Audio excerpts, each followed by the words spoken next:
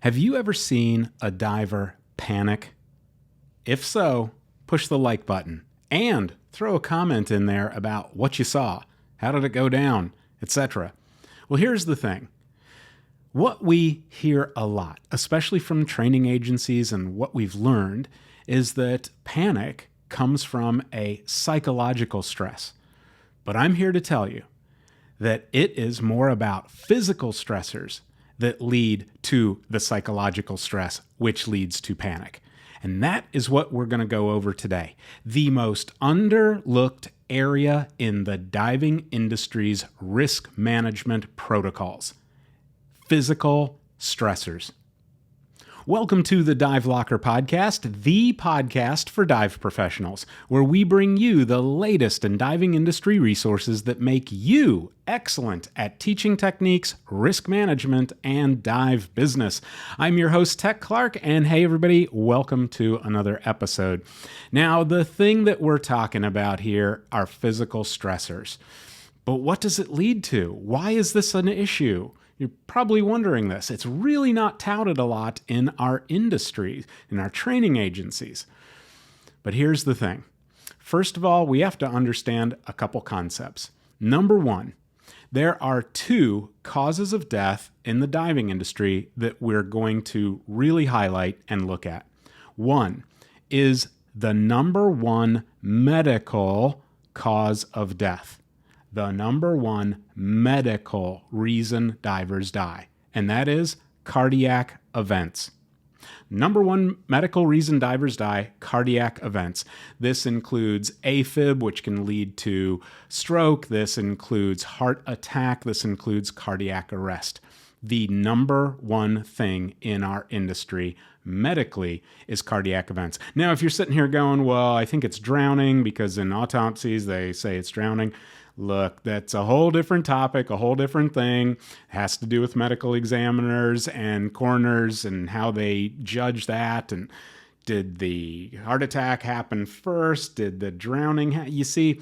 So it kind of goes into this weird area that's part of forensics. So we're going to put that aside and we're going to talk about really what that cause of the drowning is in those type of cases. And with case history and reporting structures, we often find that it is a cardiac event.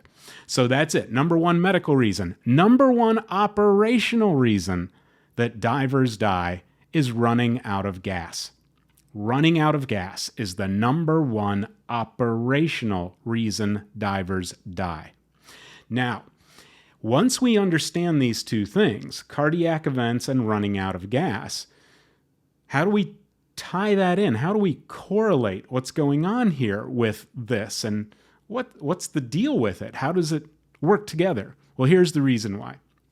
What we have to look at is that accidents don't just happen in our diving industry. As a forensic diving accident investigator, we looked at the pathology of an accident. It didn't just happen. There was always things that started way over here that were the precipitating events that led to what is actually the accident or the injury or the insult, whatever you want to call that. And so what happens is that we always investigate the pathology. Well, this is what we're talking about today. And folks, in the pathology of diving accidents, the majority of these cases started off with physical stressors. I know you're thinking, but wait, panic and whatever, were they nervous before the dive? That's psychological. We're going to get to that. Because today I'm going to prove to you how we have physical stressors, just as divers, just being in the water, just wearing our equipment, that contribute to changes in our body, changes in our physiology, which then lead to changes psychologically. This trips up an entire host of issues. So that is what we are going to talk about today. Now, you can't have a physical stressors description without getting into psychological stressors. So here's the thing. You got to remember that there's a couple different sides to the psychological stressors. That's going to be distress and eustress. Distress is exactly what it sounds like. It is where people are distressed. There is something that they don't like. And this is often where we see the fight or flight response take place with divers. They either tackle an issue or they flee it. That's often where we see the panic diver bolting to the surface, rejecting equipment all the way to the surface in a panic, or at the surface in a panic and not wanting to be in the water at all. But then there's also eustress. Eustress is what most of us experience when we go diving. We got a little butterflies because we're excited about the dive, but we also consciously know that the human body wasn't meant to last underwater for a long time. So we have to be prepared with those technology and techniques to be able to do it safely. So there's a slight little stress, but there's also an anxiety that's a good anxiety, like you're looking forward to it, like you're on a roller coaster. You're a little stressed, but you're a little anxious, but you know it's going to be fun. That's called eustress. So both of those factors are at play when we're talking about psychological stress. But let's get into the physical stressors. So here's what we're going to do today. You are going to build me up as a diver from feet to head in all the equipment, and we are going to go over with just what a diver has to put up with in physical stressors just by putting on equipment, getting in water, utilizing it, etc. So let's go. Let's take a look at the physical stressors from fin to head. Okay, number one is going to be our fins. So we put on these appendages. They're about 14 inches, maybe longer, some are shorter, that are all about getting that water flow to get us through the water to get that propulsion going. Everybody knows this, right? No brainer. Here's the issue. We are terrestrial creatures, and so on our day, we just do a normal walk, a normal stride with our feet, heel, toes, strides, shoes, etc. We're upright, we're terrestrial. Now, if we go running, what happens? We engage that ankle flex just a little bit more, maybe the toe points more. But in diving, we are taking a completely different aspect of our fins, our feet, our ankles, our calves, our knees, and our thighs and hips, our buttocks, our lower back. Everything is different in engagement. Why? Because think of the classic position of a diver. We're going to be in a flat, nice, trimmed out position. Feet a little higher than the head. And now, if you think about that, how are those fins engaging? The fins are engaging with a pointed toe, pointed foot. So the ankle is in a straight position, as straight as it can go, kind of hyperflexed in the extended position.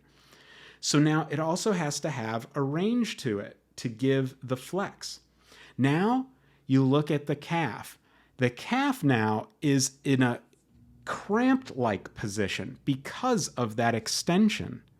Now we've got a slight bend in the knees, but we've also got this arched back, which leads to the tightening of the buttocks and the hamstring. So as we do a kick, we are getting this action, this motion that is out of the normal range that we do terrestrially walking around and running even. So because of this, think about any kind of muscle group that is not trained up for that activity. What happens? Exhaustion. It's weak. It's not primed. It's not ready. So the weakening takes place. When the weakening takes place, in the case of here with fins, and somebody is not used to them, they haven't been diving in a long time, whatever the case is, now all of a sudden we're using muscle extension and stressing the muscles at a different way than normal. This leads to problems. So this is where you're going to have individuals cramp up. They'll get foot cramps, toe cramps, they'll get calf cramps, hamstring cramps. And so all of a sudden we have a predisposition to cramping because of this extension that we're in that is different than normal. The other thing is that fatigue. So as we start to go and then fatigue, now what? Now an individual feels like they're not getting enough out of their fins. So what do? Kick faster is usually what people do. Not smarter, not wider or anything, but people will start to kick faster. That increases respiration rate, which does what? Increases air consumption, which does what? Leads to that operational reason that divers die, running out of gas. So people that are normally used to a certain amount of time at a depth on a certain size tank, now all of a sudden, because of fatigue issues with their legs, could actually go through their air faster. Wild to think about, but it happens. And so now when we start looking at others who don't feel like they're staying caught up with their buddy because of the fatigue that's happening in their legs, now they start using their arms. And now what do we see? More cardiac output, more respiratory output. These are things between that exhaustion and more cardiac output that trigger a bigger breathing response, running out of gas faster, and then also getting into cardiovascular issues. Just the fins alone can contribute to this. Now, when we start to talk about the fins themselves and the sizes of fins and what they are and things like that, think about this. The flimsier the fin versus a bigger fin, like a freediving fin. What's the difference? Well, think about this. Freedivers want to conserve oxygen more than normal divers, right? So they're holding their breath. They want to conserve oxygen and keep carbon dioxide levels low. So what happens? They go with these big fins. These big, flexible, dynamic fins where they can move gracefully and slowly with those fin kicks and get far. It keeps the respiration low. They're holding their breath, but mostly that cardiac output. It doesn't surge the heart rate. However, somebody that's in smaller fins and they start to go faster, now we see a surge. Now we see a surge in cardiac output. The heart rate goes up and respiration would too.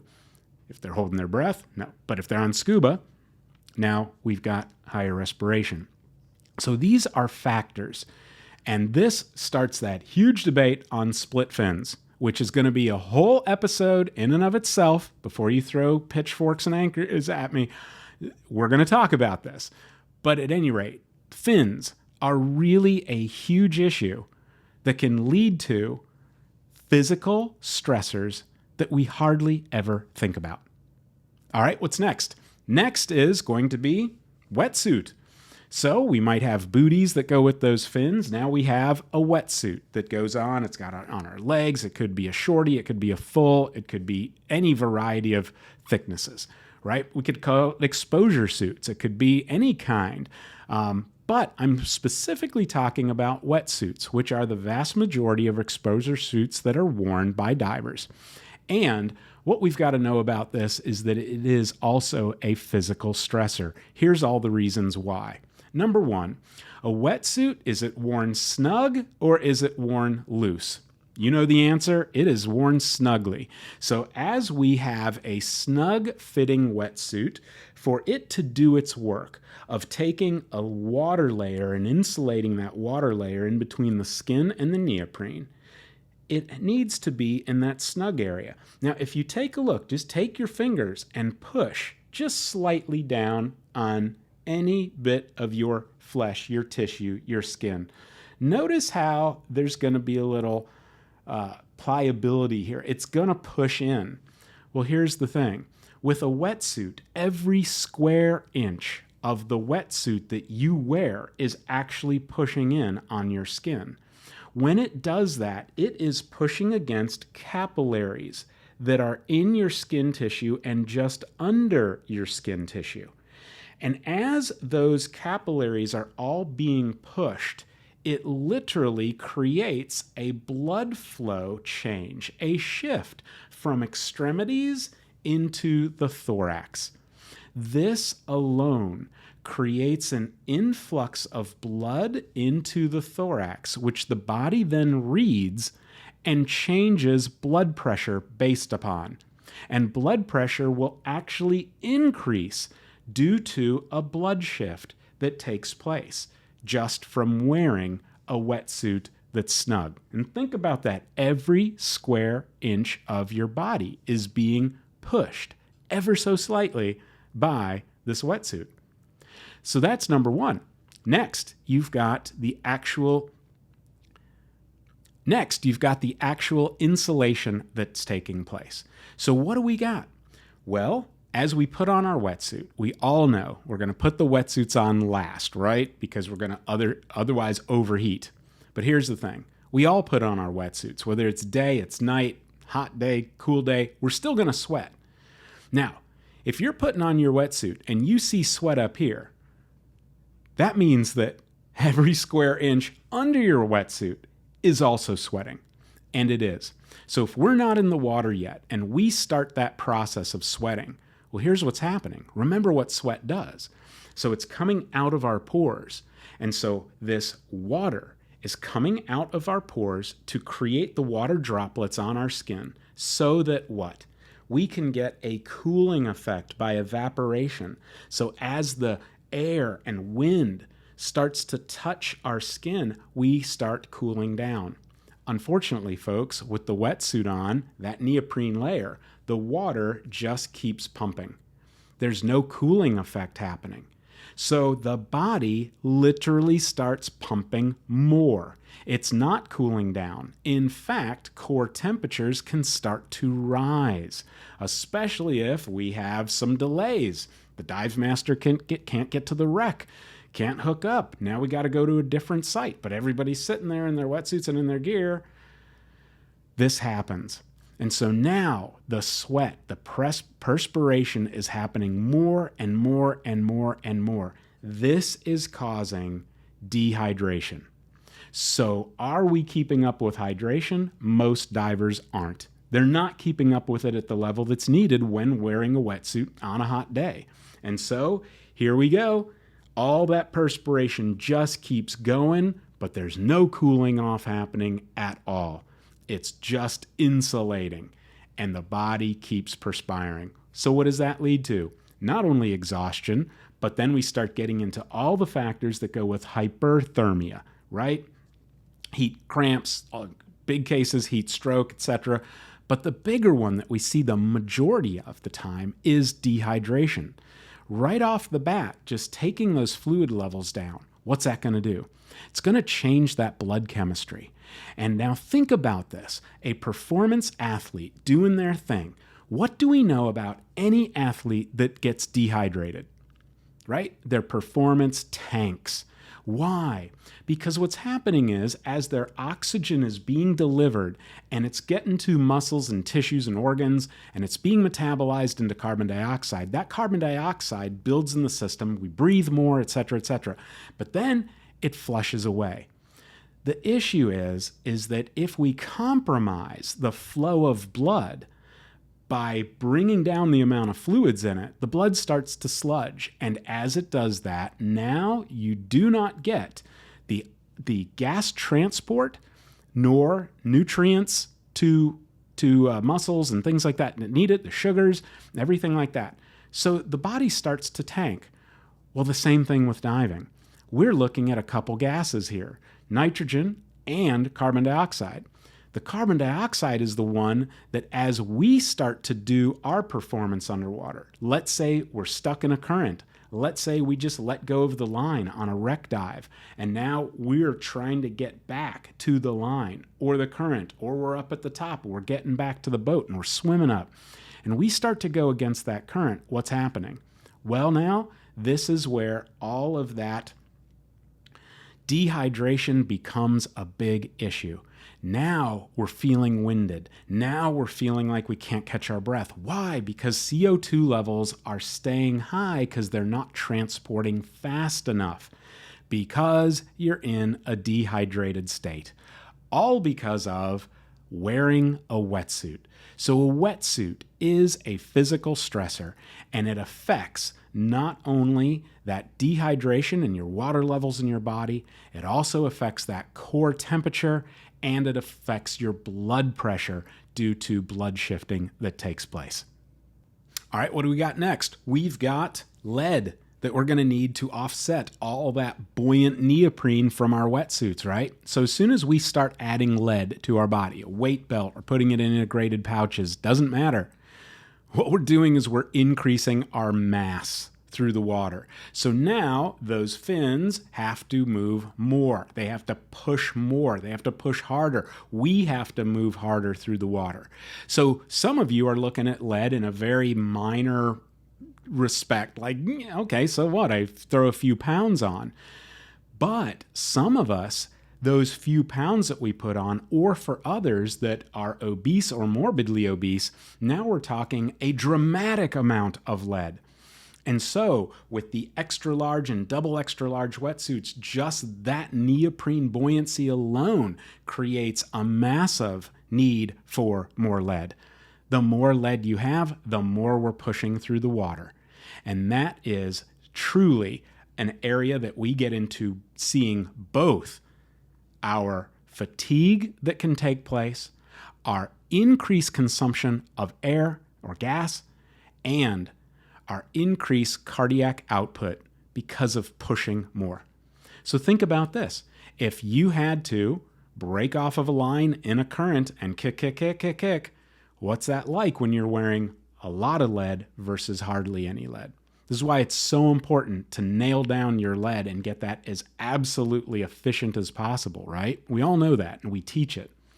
But there's a lot of people out there that never learn that. In fact, there's a lot of instructors out there that love overweighting their divers so that they can just plant themselves kneeling on the bottom of the pool to do all the skills.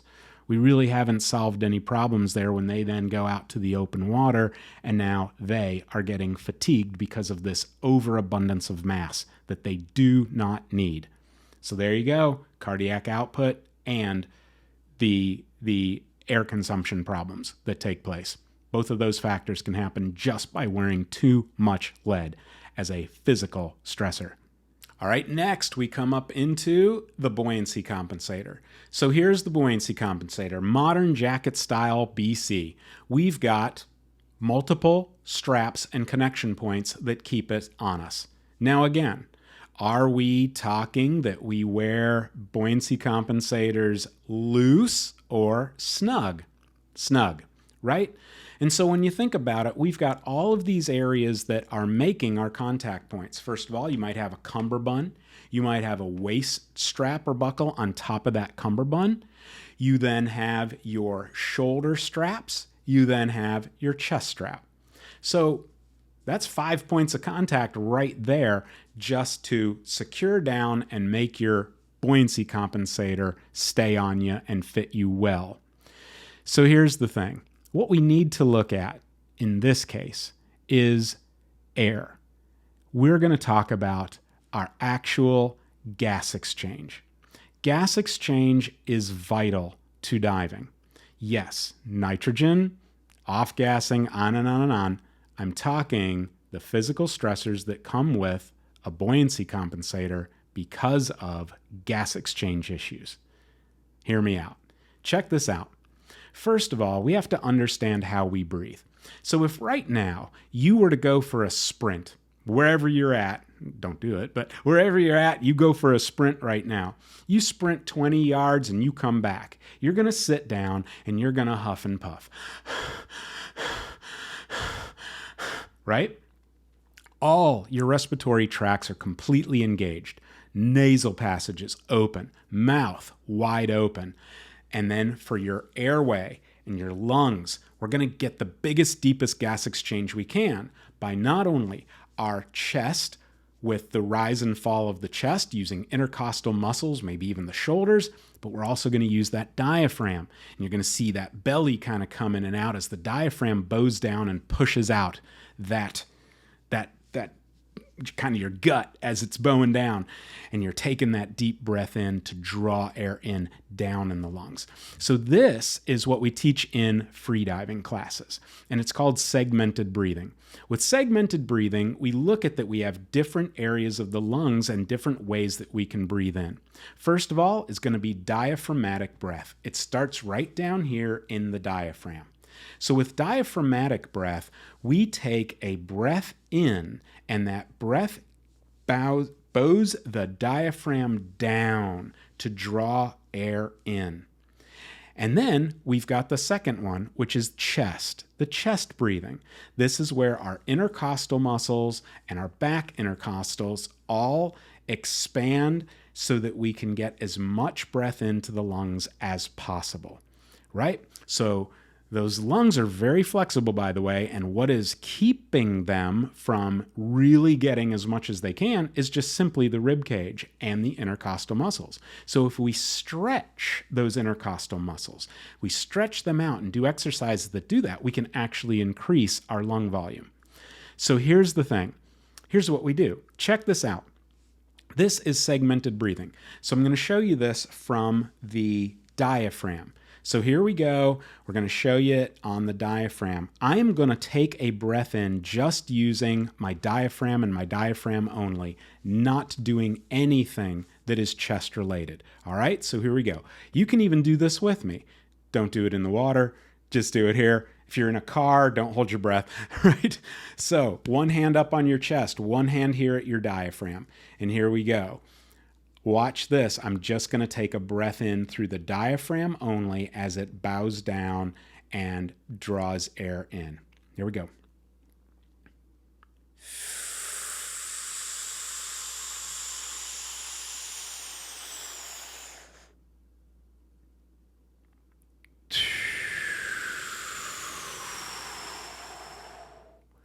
That was all diaphragm, nothing in the chest.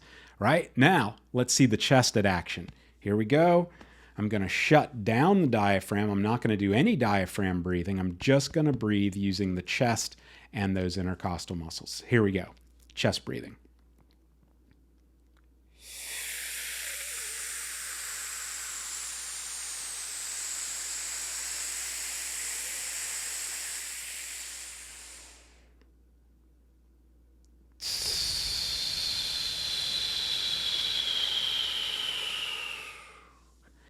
Cool, huh? So now we're going to put it together. We're going to do both the intercostal chest breath and diaphragm breath. I'm going to go right from diaphragm breathing straight into chest breathing, and wait till you see how much air I can draw in. This is going to be a great gas exchange. All right, here we go. Hands down here at the diaphragm and at the chest. And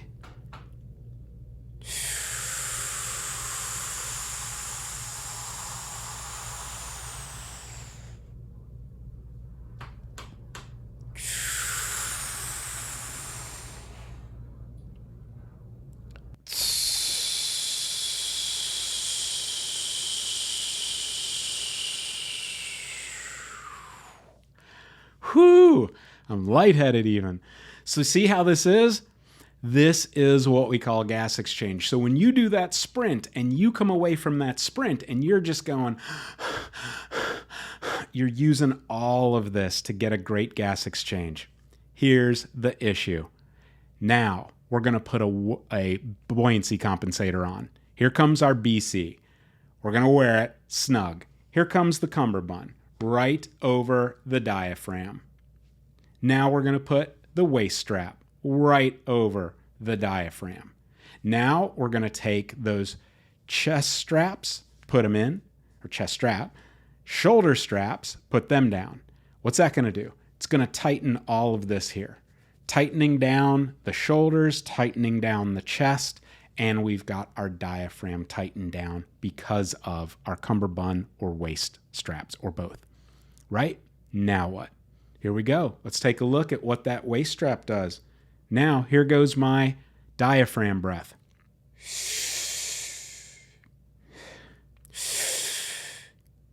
I cannot take a deep diaphragmatic breath because of the resistance of the cummerbund and waist strap. Next, here we got our chest strap and our shoulder straps. Now I'm going to do my chest breathing. Ready?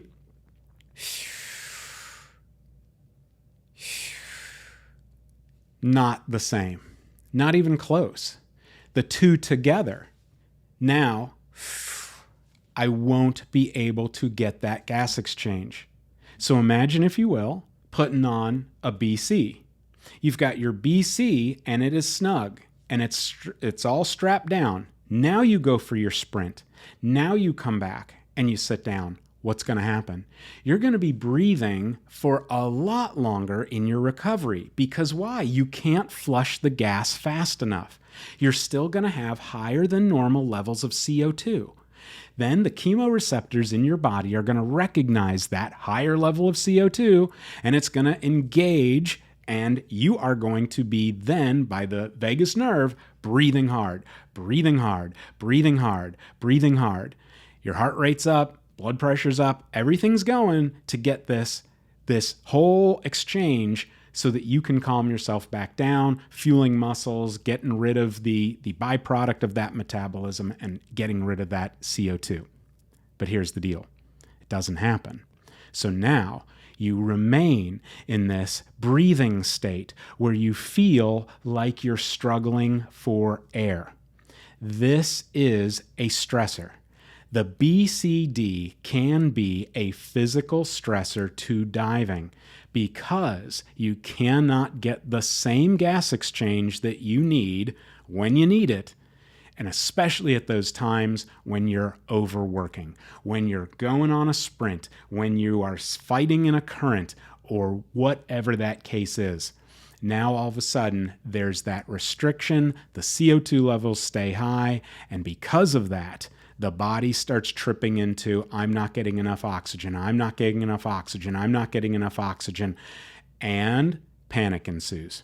Physical stressor of the BC. All right, what's next? The tank. So we've got a tank. Now, all of a sudden, we increase our mass even more. So we're adding the weight, but we're actually adding more dimension. We're actually more volume on us going through the water. So hydrodynamically, we're pushing more water out of the way. And weight-wise, we're pushing more mass. So, yeah, we got to do it, but it is a physical stressor because the bigger the tank, the more there's going to be this mass that goes against our ability to kick.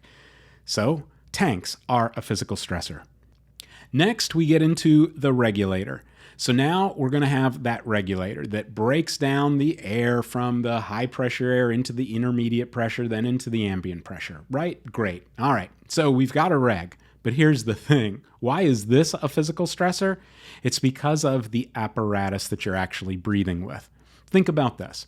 When you put in a mouthpiece, how does that change your respiratory tract and your ability to get air and get rid of CO2? It changes it quite a bit. Why? Because we're putting a mouthpiece in our mouth that we have to then bite down on bite tabs. Then we have to purse our lips around the outside of that mouthpiece. So what it is it looks like this. There's your breathing. Now picture this. Go do your sprint right now. You've got that wetsuit, you've got that BC, and now we're going to put a mouthpiece in our mouth. And we're going to even do this with your fingers. Put them in your mouth and parse your lips. That's how we're going to do our sprint. What do you think's going to happen when you sit back down after that one? You're going to breathe like crazy and feel air starved because there is a restriction instead of you being able to go with big wide mouth, right? So we are restricting our ability to get good gas exchange just by the mouthpiece. And the other thing is the modern regulator. What is it? It's mechanical. So it gives us that air based on a piston, based on a lever action, if you will. And so here you've got that diaphragm that bows in, pulls that lever, and it gives you air. Now we exhale, the lever goes out, it stops. Do you see? It's a mechanical action. So it's not as simple as right now just going, we can get it super fast as we need it without any restriction. But there's literally a restriction. as we are breathing. It's not much, but psychologically and mechanically, it starts to weigh in. And the individual, when they are already air-starved, starts to think that there is a problem with the regulator. Now, I can tell you this. In the majority of cases that I worked as a forensic dive accident investigator, where the individual survived and they bolted to the surface, had a decompression event or air embolism or something like that, in 99% of the time, they all said their regulator couldn't breathe. There was something wrong with their regulator. Something wrong. It failed. It malfunctioned. They couldn't breathe off of it. Right? Now, get this. In 99.98 something or other percent of the time, we sequester those regs and we inspect them. There's nothing wrong with them. Nothing wrong with them. What's going on? It's exactly what we're talking about right now. It's that feeling of air starvation that comes in because those CO2 levels are staying high and an individual feels air starved. Now, between all of the compression, the inability to do gas exchange, and the restriction in the mouth, now an individual feels really air starved. And it feels like the regulator isn't giving them enough air. They are over breathing the regulator. And then finally, the mask. How's that an issue? Well, not only does it kind of give you a little perceptual narrowing anyhow, but what else is it doing? It's shutting down the nose. So think about that sprint. Think about getting up and running your 20 yards and back. But we're going to have that BC on, the wetsuit on. We're going to have some lead on us. Now we're going to put the mouthpiece in our mouth and we're going to plug our nose. Here we go. Now let's go for a sprint. Right? Crazy, isn't it? You don't get the nasal passages to engage in that gas exchange. So what happens? Yep, you get it. All of a sudden, the mask starts sucking onto the face as the person is releasing the back of the nose and the palate. And now, every time they take a breath in, the mask is sucking to the face. It feels like suction, starvation, claustrophobia. This is part of the reason why individuals are getting rid of their mask, getting rid of their regulator as they panic to the surface. Crazy. Do you see how it's not about the psychological response? It's about the physical response.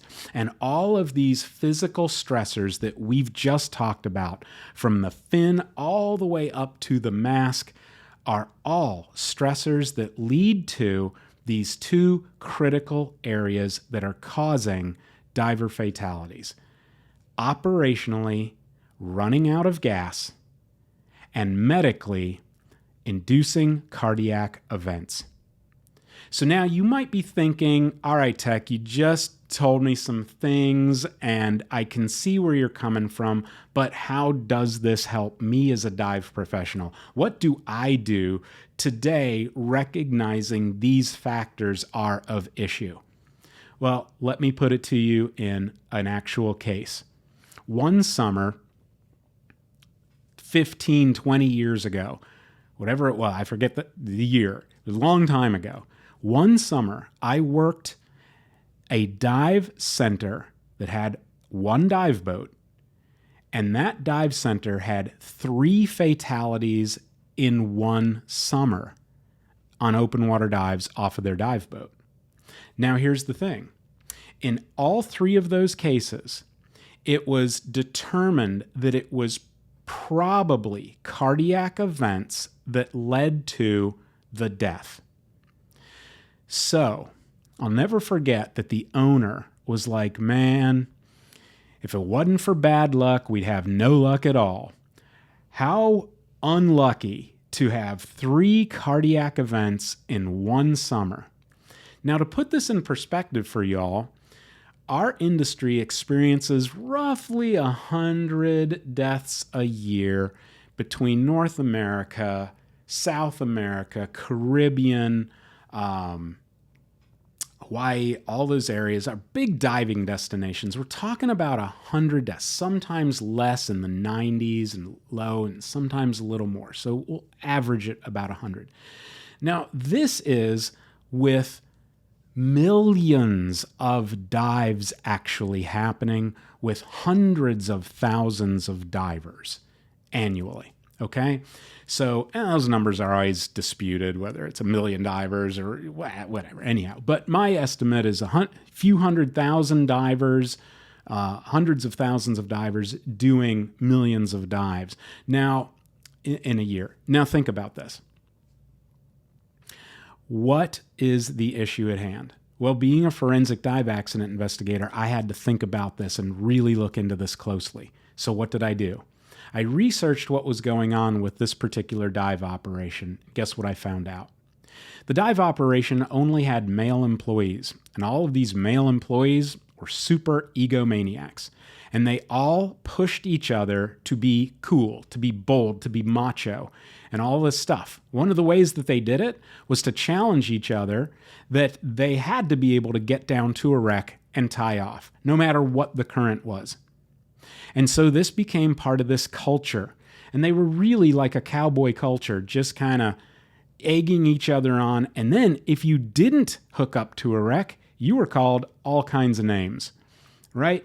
So that became an environment that was their thing. Well, guess what? This is also the same dive boat that records showed that they went out in conditions where other dive boats weren't going out.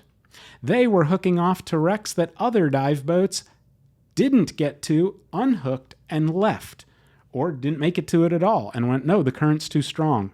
We're going to another destination. Do you see how this issue is? Folks, this dive company actually was who brought about the precipitating factors for heart attack. Yes, it absolutely is true. Did these people have their cardiac event at the bowling alley?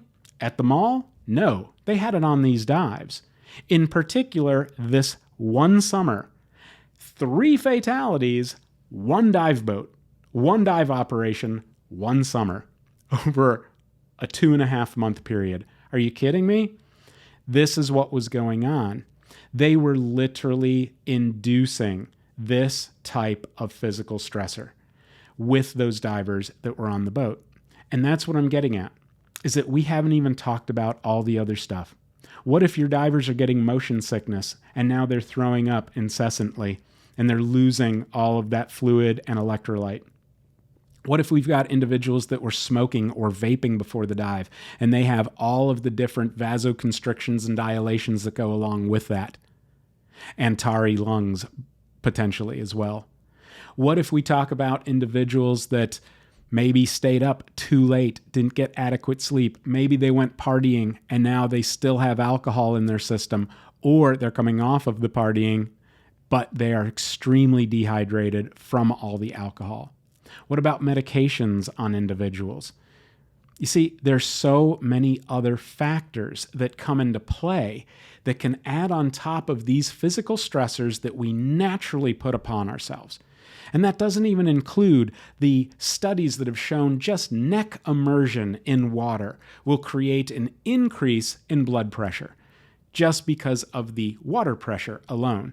So add all this together, and I hope that you see that physical stressors truly are the leading culprit that leads to psychological stress, that leads to running out of air, weakness, fatigue, cardiac events, and a host of other things that can go on that we would then say is an incident.